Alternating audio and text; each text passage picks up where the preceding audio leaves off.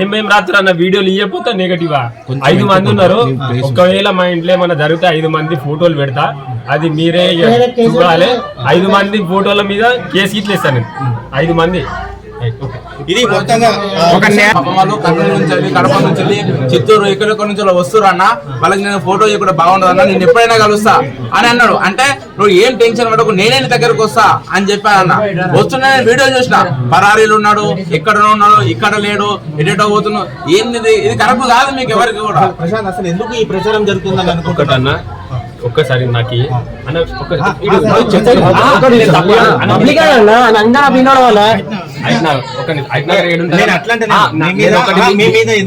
మాట్లాడతాను నేను please please అన్న. మీది ఎక్కడ అన్న? మీది ఒక్కసారి ఎక్కడి నుంచి వచ్చారు? ఒక్కసారి కర్నూలు పత్తికొండ. సాయంత్రం కూడా ఉన్నాడు. సాయంత్రం చూసినాం. ఉదయం నుంచి ఇంటి దగ్గర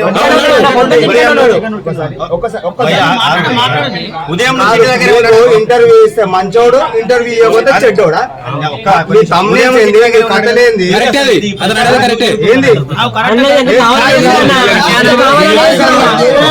ఒక్క నిమిషం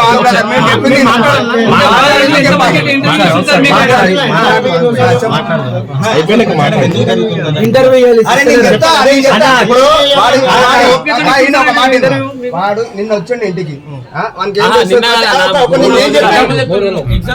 ఆయన బయటికి 105 రోజులు లోపల ఉన్నాడు. బయటకు వచ్చి 2 రోజులు ఆయనకి ఏం జరుగుతుంది అన్న సంగతి ఏం తెలుస్తుంది? బయట ఏం జరుగుతున్న సంగతి ఏం తెలుస్తుంది? నేను ఎందుకు బంద్ చేసిన అది? బంద్ చేయలేదు, నడుస్తున్నదా?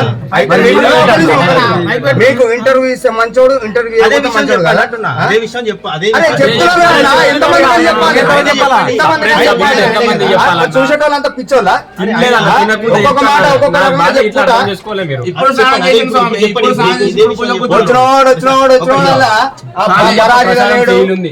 అబద్ధం ఆడతారు.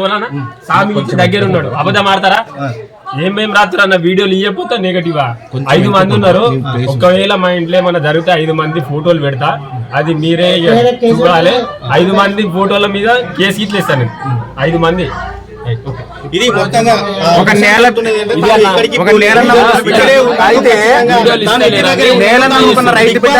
బిగ్ బాస్ ట్రోఫీ గెలిచిన తర్వాత నేరుగా ఇంటికే వచ్చాను. 2 రోజుల నుంచి కూడా ఇంటి దగ్గరే ఉన్నా అని చెప్పి అయితే పల్లవి ప్రశాంత్ స్పష్టం చేస్తున్నారు. కావాలనే తనపై దుష్ప్రచారం, కావాలనే గిట్టని వాళ్ళు ఎవరైతే ఉన్నారో తనపై ఇంటి దగ్గర అందుబాటులో లేడు, పరారులో ఉన్నారన్న దుష్ప్రచారం చేస్తున్నారని చెప్పి అయితే పల్లవి ప్రశాంత్ చెప్తా ఉన్నారు.